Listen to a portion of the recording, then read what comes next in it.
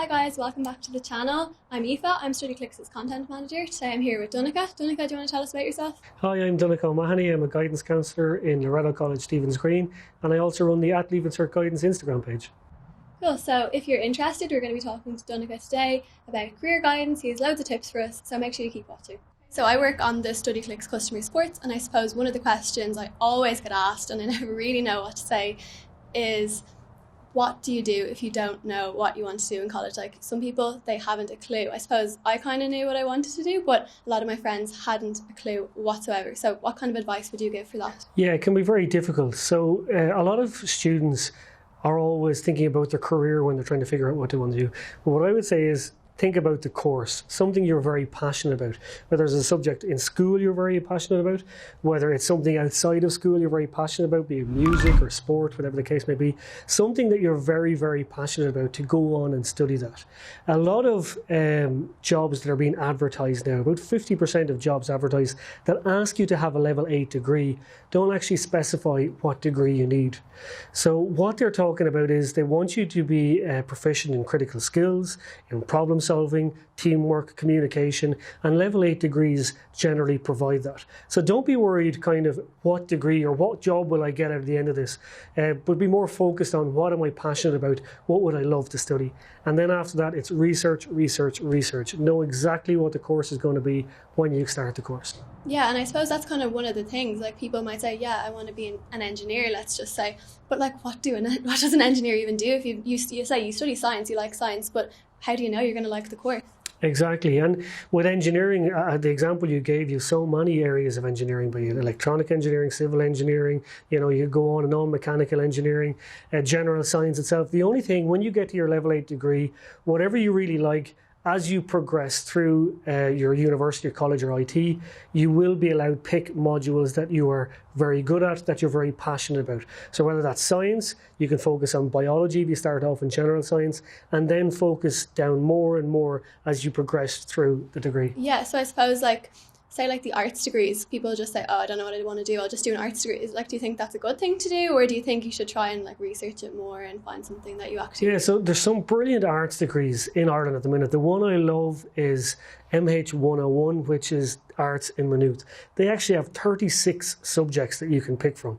You have about 4 or 5 weeks to choose your subjects in Maynooth University. So you can actually go around and test them all, whether it's Chinese, accounting, business, history, French, German, whatever you like. They have a huge range and you don't have to pick it straight away. So something like an arts course, if you're kind of have an idea what you'd like to study but not really sure, something like that would be a good idea. That's a good option, yeah.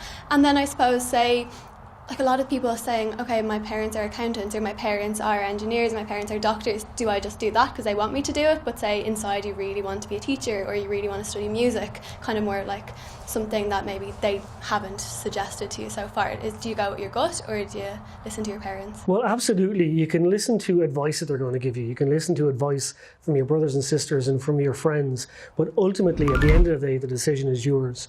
And this is something I often tell parents when I'm giving them a talk about CAO, is absolutely encourage your children, but at the end of the day, it's their decision. Yeah, so I suppose it's all about kind of keeping your options open, having kind of fallback things. So you might have, so a lot of people talk about doing art portfolio courses in 6th year. Is that kind of worth doing? Do you think it takes a lot of time out of the year?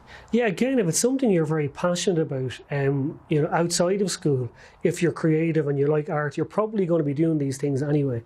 And you accumulate all this, put it into your art portfolio. It will be a restricted course, most art courses. So you'd have to have that portfolio ready by the 1st of February. And before that, there's loads of courses you can do. And even the colleges like NCAD put on these courses where they kind of tell you what they want in their portfolios and what you should have in it. Yeah, and I suppose for me, looking back, I would always kind of try and tell people who have asked me, it was kind of choose the course over the college, not the college over the course. Because a lot of people might say, okay, whatever college is close by to my house, that's not a good idea, I suppose. No, again, it's difficult right now, but again, you should go on campus. Go to the open days, familiarise yourself. Is it something you like? The first time I went to UCD, I loved it because I was big into sport and they had the most amazing sports facilities I ever saw. So I knew I was going to settle into UCD very quickly. The course I knew I wanted to do, but both of them have to match up. You have to like the course, but you also have to like the environment you're in as well. Yeah, I suppose that's true.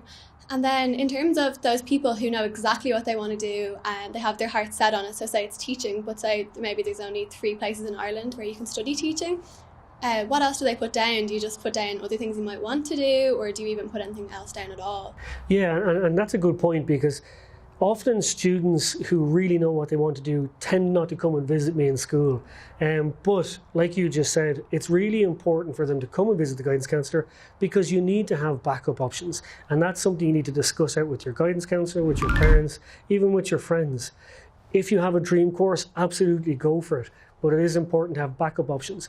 And there's not only one route into teaching. It's not just an undergraduate degree. You could do a postgrad in teaching after you finish your undergrad as well. So there's loads of different things you could discuss with your guidance counsellor too.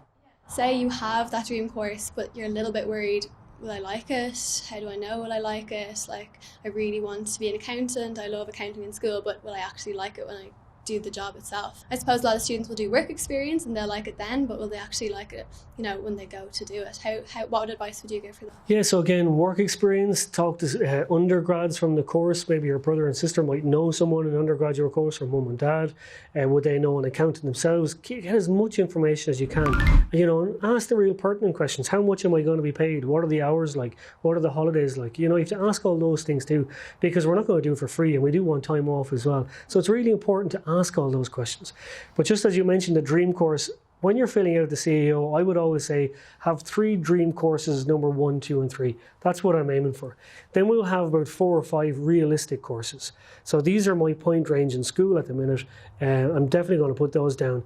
And then I'm going to have 2 or 3 backup courses. So these are lower than the points I generally get, but just in case something went wrong during the Leaving Cert, that this is something I could fall back on and something that I would like to do as well. Well guys, thanks for watching today. Donnchadh, thanks for breaking that all down for us. It was really helpful, and I think people will find that really, really useful. So if you liked what you saw, make sure you like and subscribe. We have loads more videos like this with Donnchadh going through all these bits of advice, and there's loads of great tips out there to help you. So Donnchadh, they can also find you on Instagram. Yeah, Instagram, follow me at Leaving Cert Guidance. Cool. Well guys, thanks for watching. Bye for now.